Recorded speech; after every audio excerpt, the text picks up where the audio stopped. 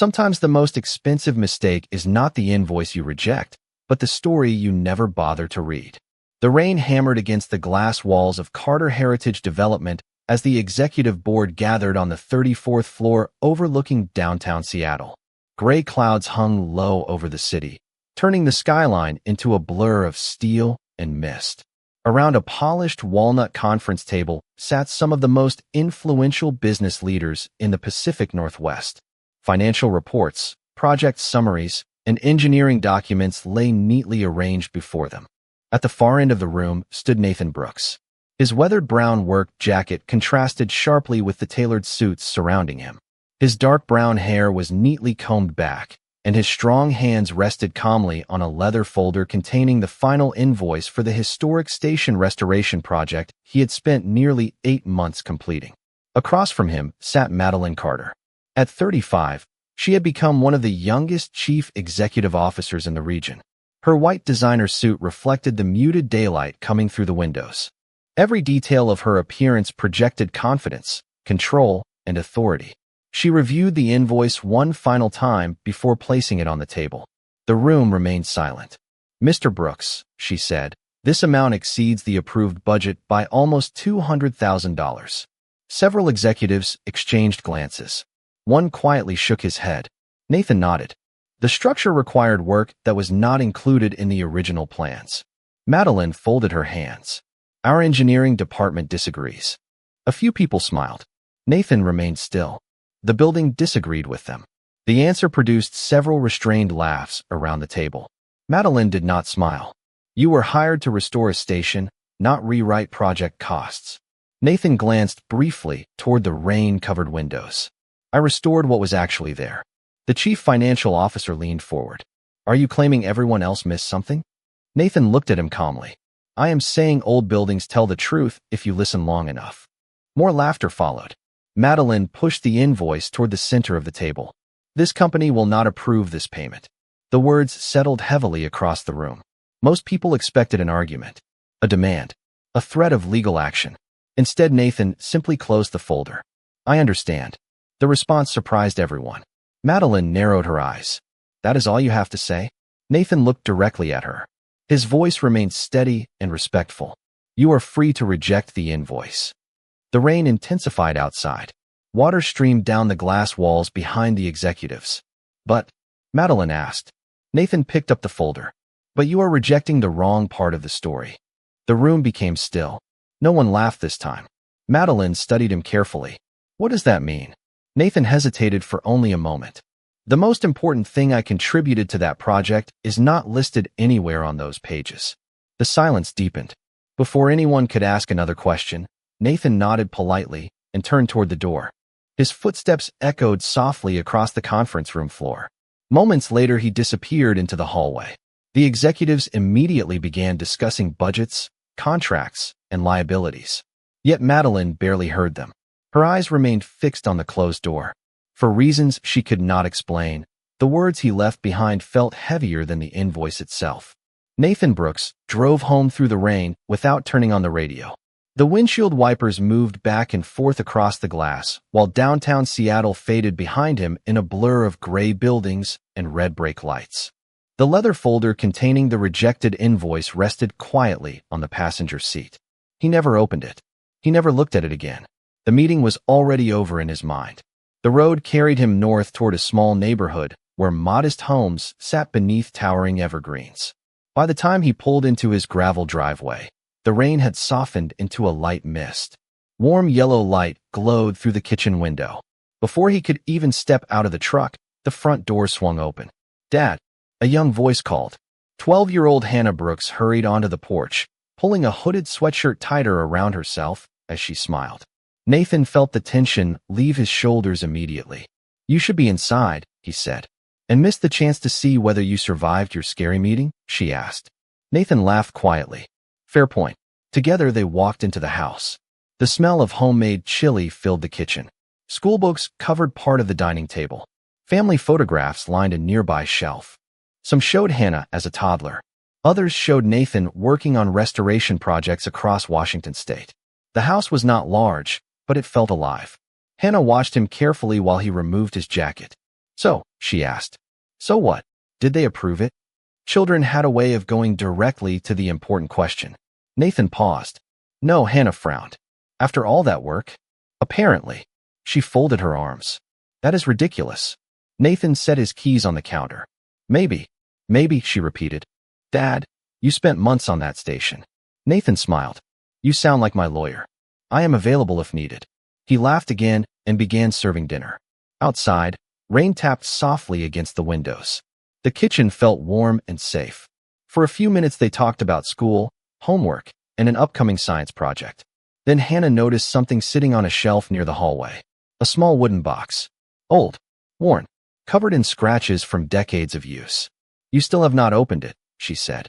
Nathan followed her gaze. The box sat exactly where it had remained for years. His expression softened. No, why? Hannah asked. Nathan looked at it for a moment. It belonged to your grandfather. The one I never met.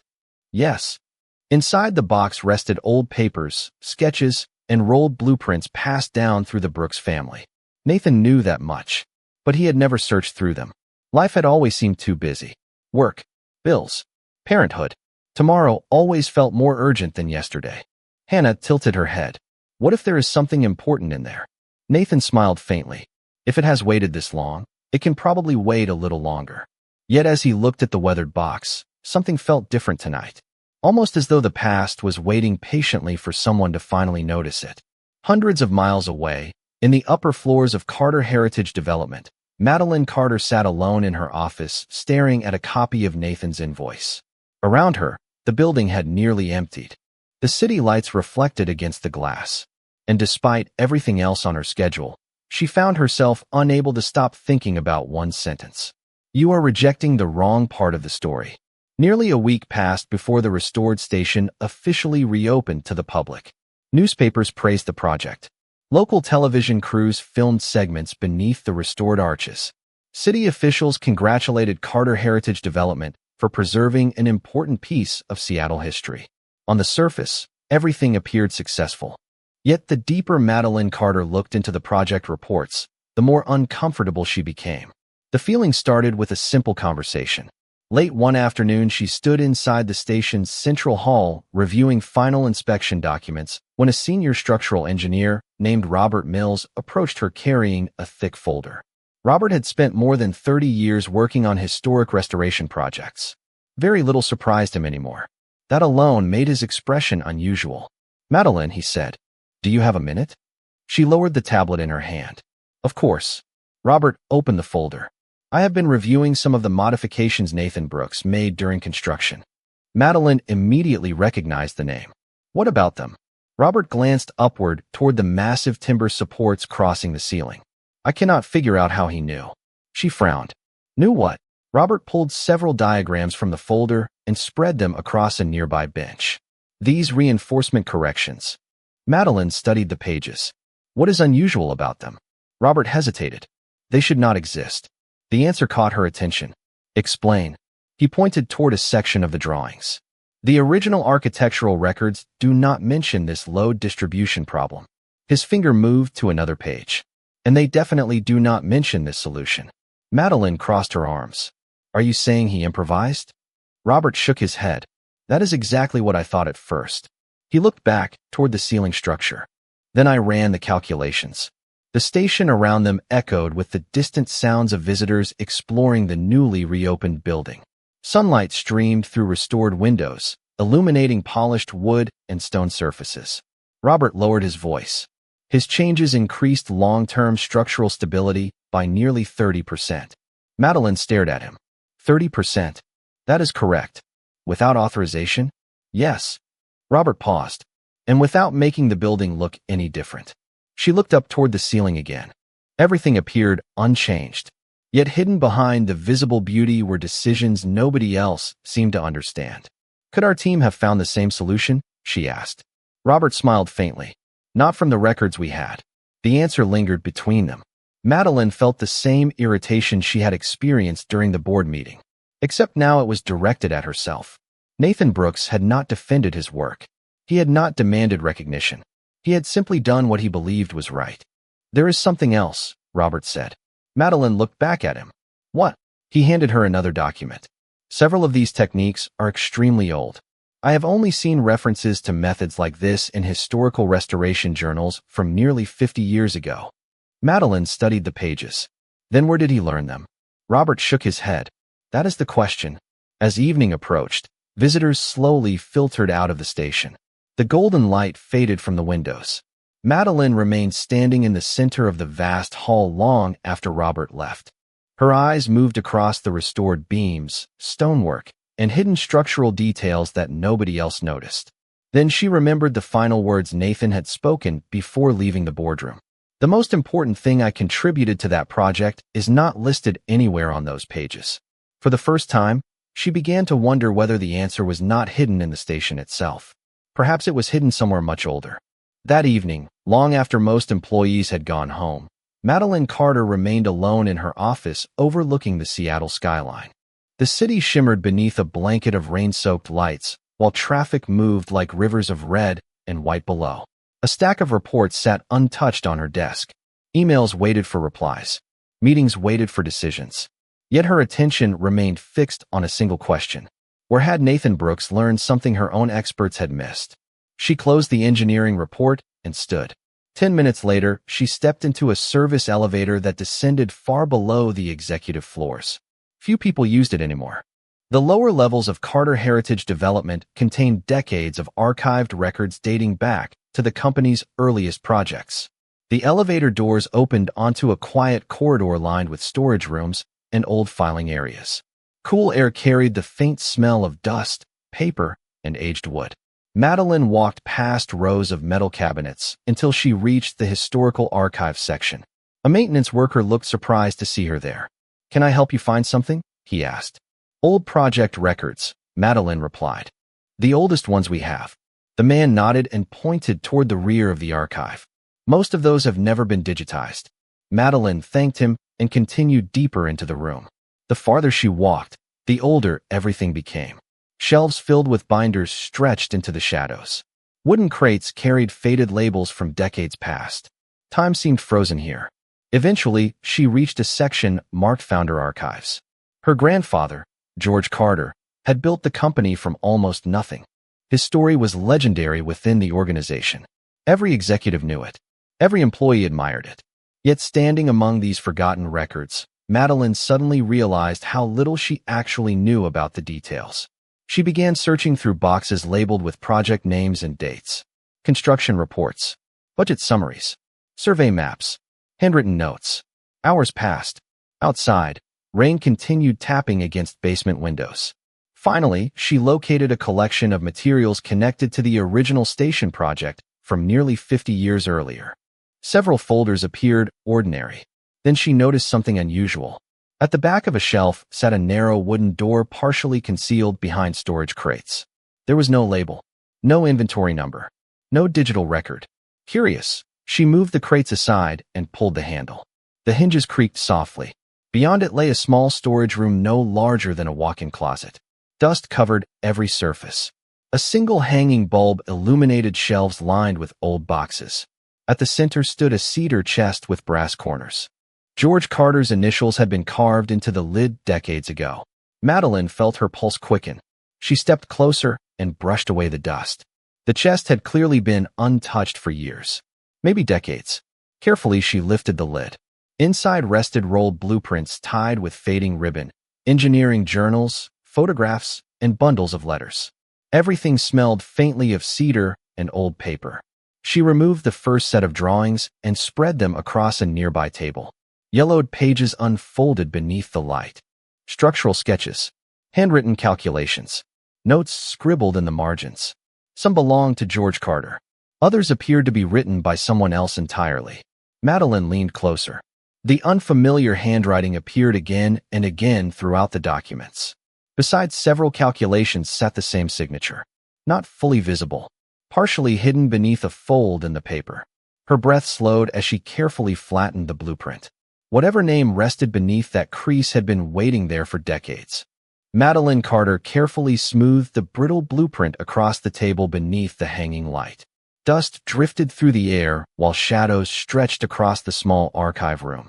Outside the hidden storage area, The rest of the building remained silent. She leaned closer, studying the faded handwriting that appeared throughout the margins. Structural notes, load calculations, reinforcement corrections. Whoever had written them clearly understood the building at a level few engineers ever could. Her eyes followed a series of annotations until they reached the lower corner of the page. There, partially hidden beneath a fold that had remained untouched for decades, was a handwritten sentence. Madeline flattened the paper completely and read the words. The moment she did, the room seemed to stop. Only Thomas Brooks understood this structure. Without his corrections, the station would never have survived. George Carter. Madeline stared at the sentence. Then she read it again. Thomas Brooks. The name immediately felt familiar. Brooks. Nathan Brooks. Her pulse quickened. She searched the blueprint more carefully. The same surname appeared beside multiple calculations. Several notes carried the initials T. B. Entire sections of engineering analysis appeared to have been written by someone other than her grandfather. Someone whose contributions had never been mentioned in company history. She opened another roll of drawings from the cedar chest. More annotations appeared. Then another set. And another.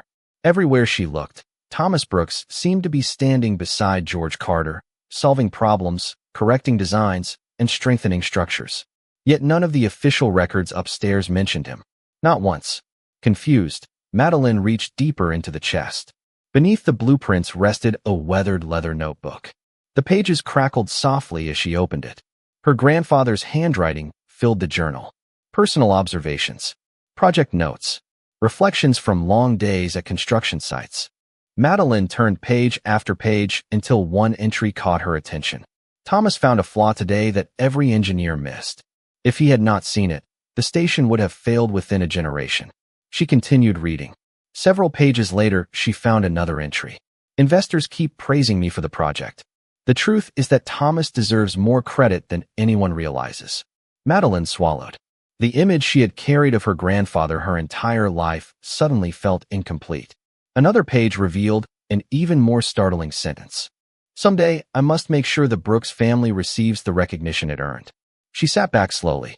The quiet archive seemed heavier now, not because of the documents themselves, but because of what they revealed. For decades, the company had celebrated one man's legacy while another man's contributions faded into obscurity. Then a folded photograph slipped from the notebook and landed softly on the table. Madeline picked it up. The picture showed two younger men standing beside an unfinished section of the station. One was George Carter. The other had dark hair, strong features, and a calm expression that looked strangely familiar. On the back of the photograph, written in fading ink, were 6 simple words. Built together.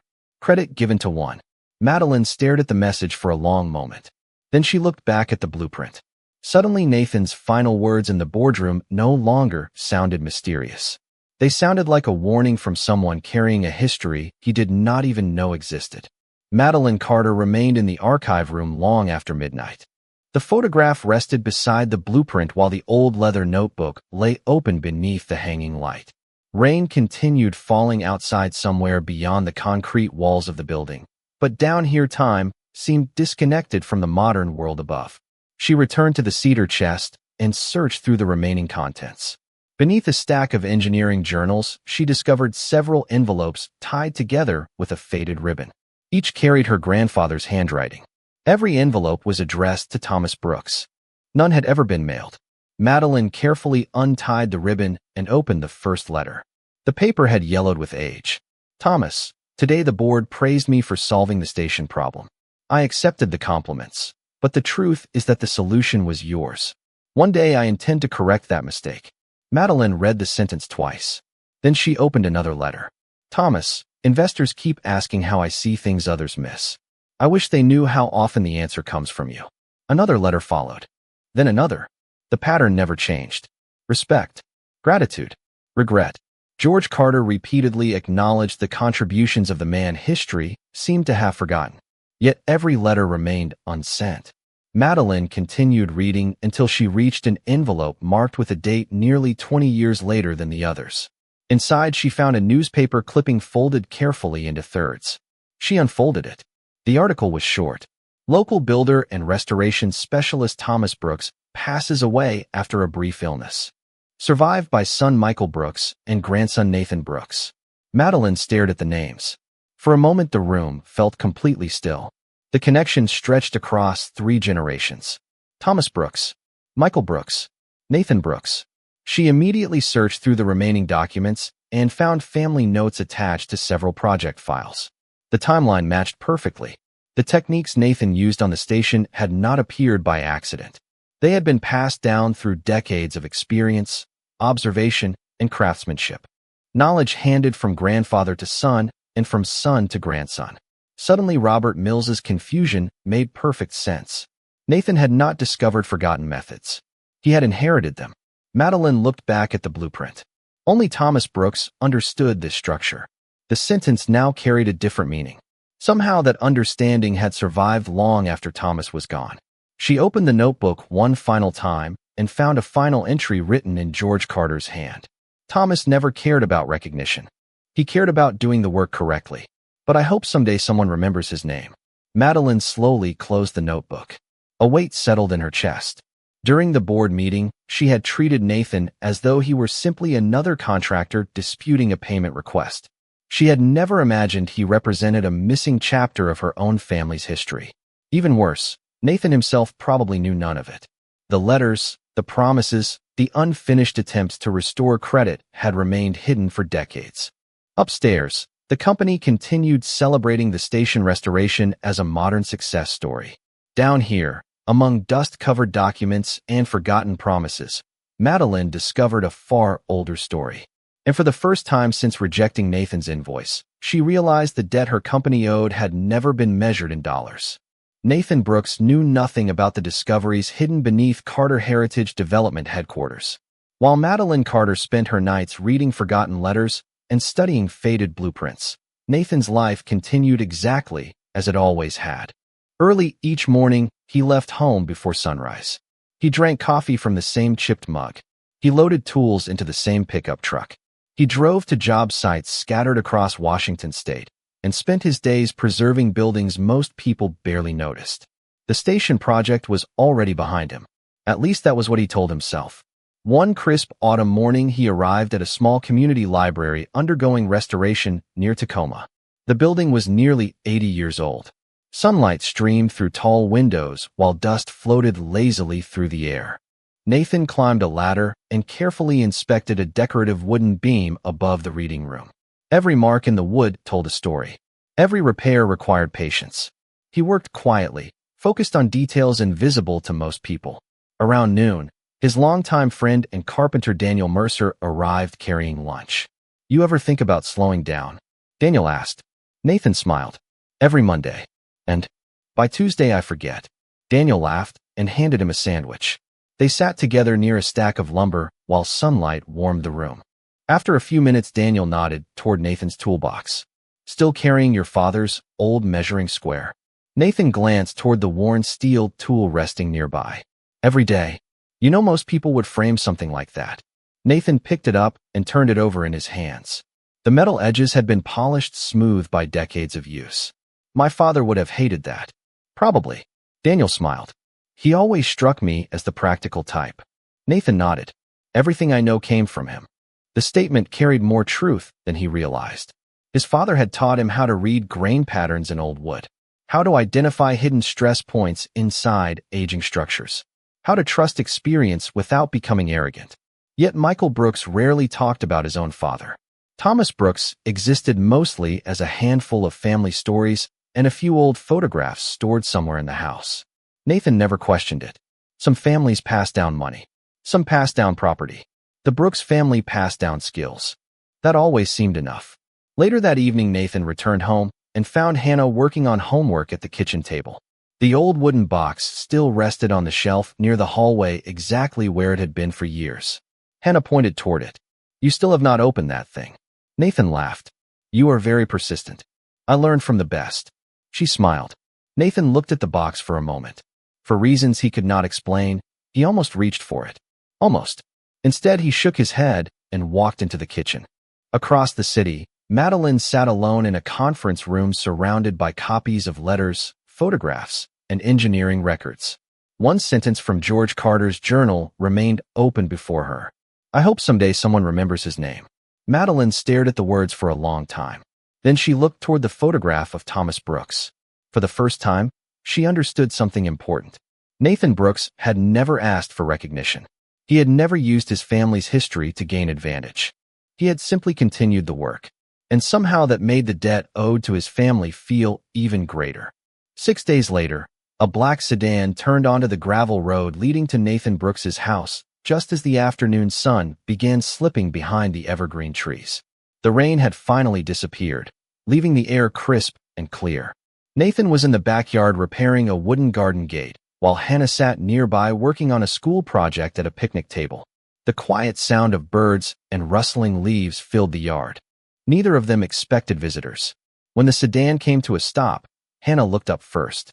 "Dad, I think someone important just got lost." Nathan smiled and set down his tools. A moment later, the driver's door opened. Madeline Carter stepped out carrying a leather portfolio case. She wore a simple cream-colored coat instead of her usual executive attire. No assistants followed her. No lawyers. No board members. Just her. Nathan looked surprised but remained calm. "Miss Carter." Madeline offered a small nod. "Nathan." For a moment, neither moved. The distance between them felt larger than the few feet separating the driveway from the yard. Hannah glanced between them with obvious curiosity before quietly gathering her books and heading inside the house. The screen door closed softly behind her. Nathan wiped his hands on a cloth and approached. "What brings you all the way out here?" Madeline looked down at the portfolio case. "I owe you something." Nathan gave a faint smile. "The invoice." "No." Her answer came immediately. "Something much bigger." The seriousness in her voice erased his smile. A few moments later, they sat across from each other at the picnic table beneath the trees. Sunlight filtered through the branches overhead, creating shifting patterns across the weathered wood. Madeline opened the case and carefully removed several items. First came the old blueprint, then the photograph, then copies of George Carter's letters and journal entries. Nathan stared at the documents without speaking. "Where did you get these?" he finally asked. "From my grandfather's private archive." She handed him the photograph first. Nathan examined it closely. The older man standing beside George Carter immediately caught his attention. "That is my grandfather." His voice dropped almost to a whisper. "Thomas Brooks." Madeline nodded. "Yes." Nathan turned the photograph over and read the handwritten words. "Built together. Credit given to one." He sat quietly for several seconds. Then he opened the journal copies. The pages trembled slightly in his hands as he read. One letter became two. Two became three. The afternoon seemed to slow around them. Wind moved gently through the trees. Somewhere nearby, a dog barked in the distance. Nathan read every word carefully. By the time he finished, his eyes remained fixed on the final page. "My father never knew any of this," he said softly. "Neither did I." Madeline lowered her gaze. "I did not know either." Nathan looked back at the blueprint. The familiar engineering notes suddenly carried new meaning. Skills his father taught him. Techniques passed down through generations. Methods he always assumed belonged only to his family. Now he understood why. "My grandfather worked with George Carter," he said. "As an equal." "As an equal," Madeline confirmed. Silence settled between them. Not awkward, not hostile, just honest. Finally, Madeline reached into the portfolio and removed a sealed envelope. The company approved the full payment. Nathan looked at the envelope but did not take it immediately. "Thank you." Madeline shook her head gently. "That is not why I came." She glanced toward the documents spread across the table. "I came because history forgot someone important, and I think it is time we fix that." 6 weeks later, the restored station welcomed visitors once again, but this gathering felt different from the grand reopening that had taken place earlier that season. The autumn sky above Seattle was clear and bright. Golden sunlight reflected from the station windows and illuminated the historic stonework Nathan Brooks had worked so carefully to preserve. Families filled the plaza. Reporters stood near the entrance. Engineers, architects, city officials, and community leaders gathered beneath the restored arches. Yet despite the crowd, an unusual sense of anticipation lingered in the air. At the center of the station's main hall stood a small stage draped in blue fabric. Beside it rested a bronze plaque concealed beneath a dark cloth. Only a handful of people knew what it contained. Nathan arrived with Hannah shortly before the ceremony began. He wore a simple charcoal jacket and carried himself with the same quiet humility he always had. Hannah walked beside him holding the restored photograph Madeline had given them. Neither of them expected attention. Neither of them sought it. Across the hall, Madeline Carter stood near the stage reviewing a few final notes. When she saw Nathan enter, she offered a small nod. Nathan returned it. Nothing more needed to be said. The truth already existed between them. As the crowd settled into silence, Madeline stepped onto the stage. The conversations faded.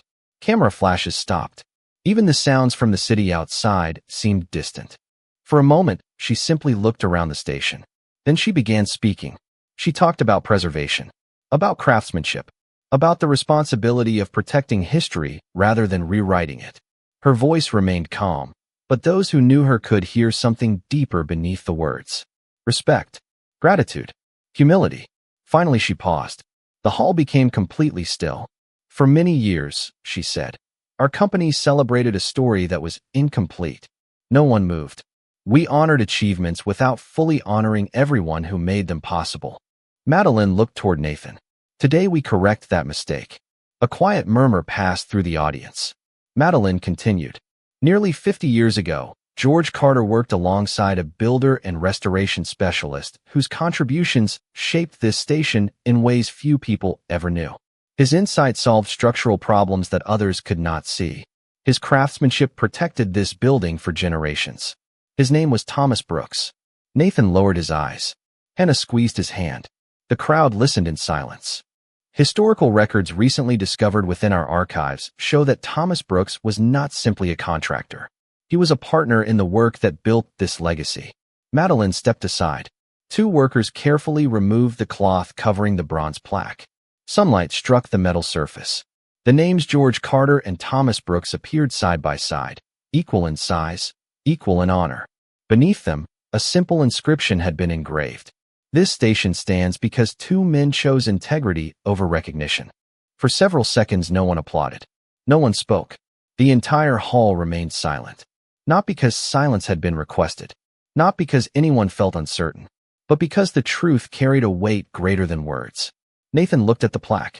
He thought about his father. He thought about the old wooden box waiting at home. He thought about a grandfather he had never truly known. Generations of quiet work suddenly stood visible before the world. Hannah looked up at him and smiled. Nathan smiled back. Then somewhere in the crowd a single person began to clap. Another joined. Then another. Within moments the entire hall rose to its feet. Yet even as the applause filled the station, Nathan understood something his grandfather had understood long ago. Recognition was never the goal. Character was. And as sunlight settled across the bronze plaque, history finally remembered the name it had nearly forgotten.